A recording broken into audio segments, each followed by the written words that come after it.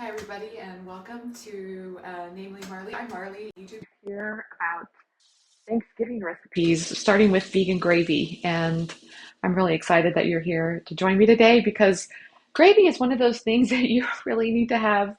Uh, you want to have it ready, you want to have it to put over things like stuffing and mashed potatoes. And so we're going to get into all that in a second. But first, I wanted to let you know if you enjoy vegan Thanksgiving recipes and you'd like to see some more, I have a 5-day series where you can just get 5 days of my favorite recipes and vegan Thanksgiving tips. Just go to namelymmarley.com/Thanksgiving and then you can sign up there.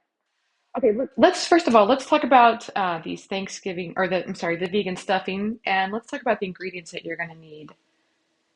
Oh, did I say stuffing? I'm sorry, I mean gravy. Let's talk about vegan gravy and what you're going to need. I have my mind on Thanksgiving, obviously. I'm ready to eat all this stuff. Okay, so it starts with half a cup of vegan butter, and we'll also have some flour. You'll need around 4 cups of vegetable broth, and you'll see that I kind of made this for my own. I usually use um, better than bouillon combined with water. A tablespoon of nutritional yeast flakes, and then salt and pepper. Salt and pepper. That's how that works. So yeah, let's start with melting the butter. That's the very first step. So we're going to put this in a skillet, or a saucepan would work too. And I'm going to turn the heat up.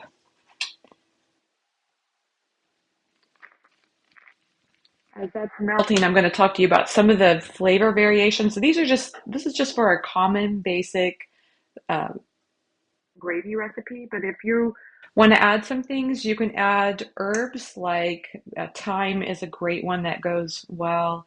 You can add onion powder and garlic powder. Some other common add-ins would be things like mushrooms. Obviously, you can add some vegan sausage if you want to kind of give it a meatier flavor, things like that. I'm kind of curious if you have some of your own favorite add-ins that you put in gravy. Leave a comment below. I'd love to hear from you. But yes, so first steps first is we're going to get this butter to melt. I don't know if you've ever used one of these, but I feel like they take a little while to really heat up. And the goal is to use an equal amount of flour to butter, and that way we'll get a nice consistency and it'll be smooth and creamy. Now, another thing I want to talk about are some common problems with gravy. As we're waiting for this butter to melt, um, let's talk about some of the pitfalls that happen. A lot of times people will have problems with, let's see, lumpiness. Have you ever had a problem with lumpiness in your gravy? Nobody likes the lumps. It's just terrible. And there are some things that you can do to prevent lumps, like just be sure to sprinkle the gravy in slowly, and that will make a big difference. If you don't have a lumpy mess of flour bits, that will prevent lumps in the gravy. However, my theory is just don't sweat it. If you end up with lumps in your gravy, it is not the end of the world. I've had it happen before. Just don't cry over lumpy gravy. That's what I like to say. So what I have is an immersion blender. So if my gravy gets lumpy, just get out your immersion blender and just go to town, and it creates a nice smooth gravy. If you don't have an immersion blender, you can use any kind of blender. Just transfer the gravy into your blender and just pulse in short bursts until those lumps are gone. A food processor works just as fine. So I think someone asked me the question, can you just, use a spatula to get the lumps out? But it's not too easy to do because the lumps are usually kind of slimy, and it's kind of difficult to get those lumps out that way. But what? Oh, okay, sorry. So you can see here that the butter is starting to melt, and sometimes what I'll do is I'll use the spatula to kind of break it up a little bit. It's still a little too firm.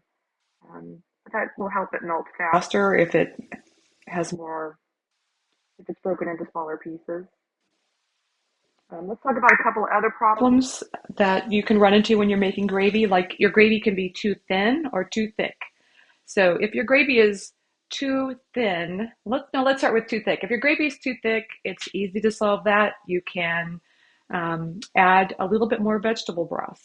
Just stir in maybe a quarter cup and help that, just kind of stir that in, and that will help make your thicker gravy thin out. And that will actually be a good thing to do the next day, because if you have leftover gravy, it will get thick as it sits in the fridge. So you obviously will store your leftover gravy in a container in the fridge, and when you get it out the next day, it'll be thicker.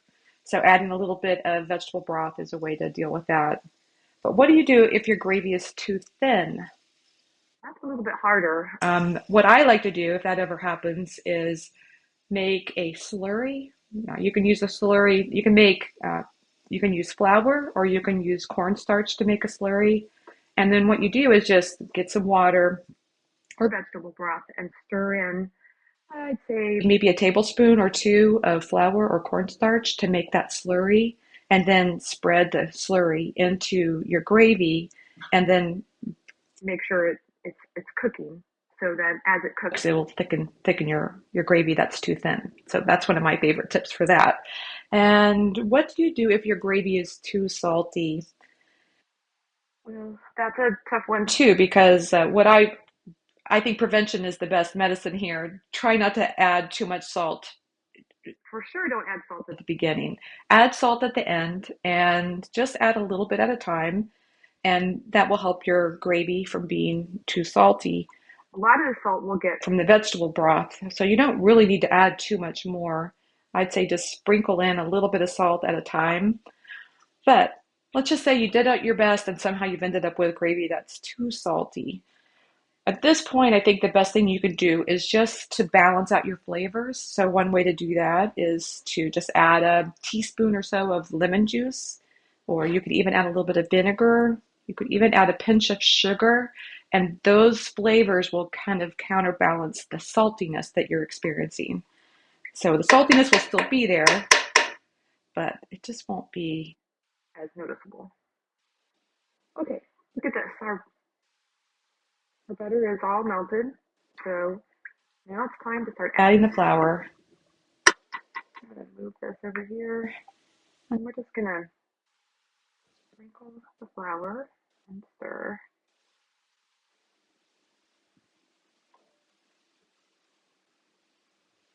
I've seen some people who just dump the flour right all in there. I'm more of a sprinkler. I guess it makes me feel like I'm going to prevent the lumps, but you just never know. So there we go. There's the flour. Now we're just going to stir that in here. Our goal is to get that flour to absorb all the fat from the butter. So you don't want to jump the gun here and start adding the vegetable broth too soon. This is called a roux. It's a kind of a paste that forms when you cooked butter together with flour. You don't want to cook it too long because it can burn, but you can see here this is a great time to get rid of, if you do have any lumps in your flour, you can see them in there, and you can kind of press them out with your spatula. You can use a whisk too, that kind of helps.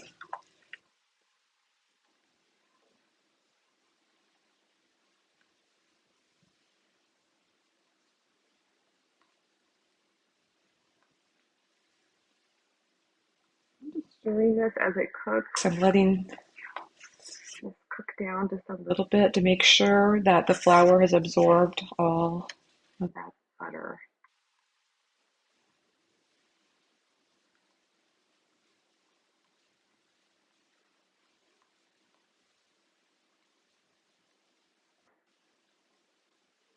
In a minute, I'm going to talk to you about some of my favorite ways to serve vegan gravy. And I think I've got a couple of surprises in there that I think you'll like. They'll be kind of different.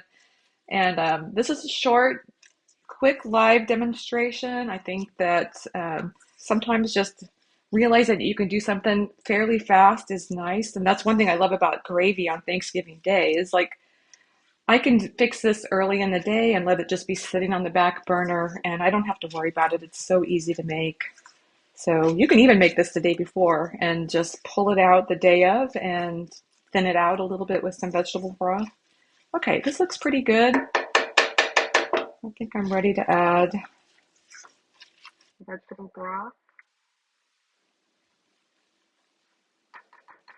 Let's do that. I do the vegetable broth the same way. I like to add it in slowly. Just stir it in.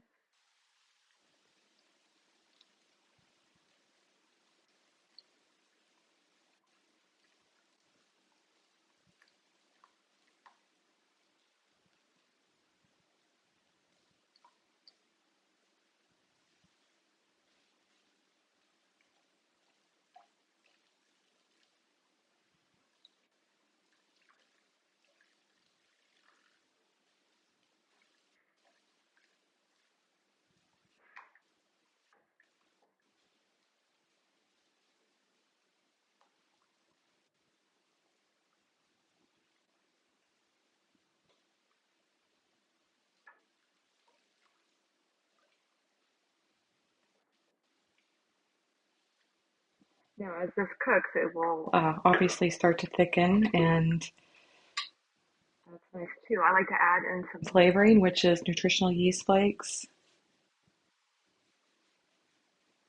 I don't know if you've ever cooked with nutritional yeast flakes before, but it adds a nice cheesy flavor.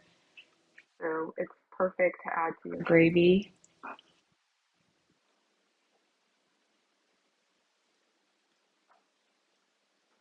I'm purposely making this so that I was hoping I would have some lumps in here so I could show you the difference, but it looks like it's kind of working out. So I'm going to keep adding a little bit more broth.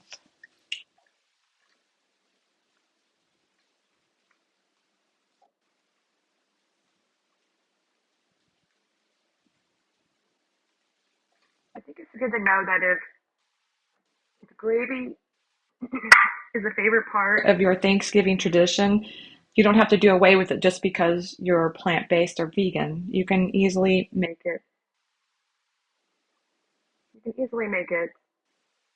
yourself on a plant-based diet. Hold on one second.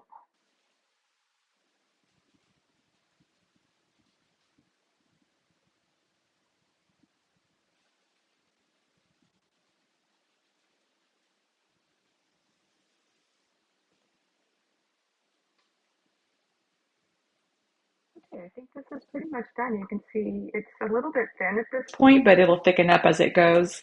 As it continues to cook, of course, that will thicken up.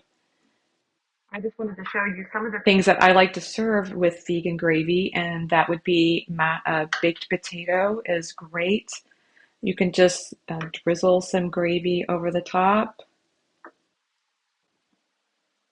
That's just perfect, delicious. It's a nice way to kind of make things different. Um, Make your mashed potato or your baked potato taste a little bit different. Obviously, we have the mashed potatoes, so let's just throw in some gravy here. That just transforms mashed potatoes into something amazing. Look at that. So good. We talked about French fries. It's kind of an interesting one. I'm not, I guess this is kind of a Canadian thing. I'm not really very familiar with it myself, but you can put gravy. If you wanted to put some vegan cheese with this too, then it would be poutine, which is the big difference is the addition of cheese. But just as it is, just French fries and gravy, which is pretty tasty. I also have happen to have some vegan sausage. This is Gimme Lean. I don't know if you've ever tried it, but it's pretty tasty. We love it. And so this makes a great biscuits and gravy. So we'll just pour a little bit of the gravy right here into that and with the vegan sausage.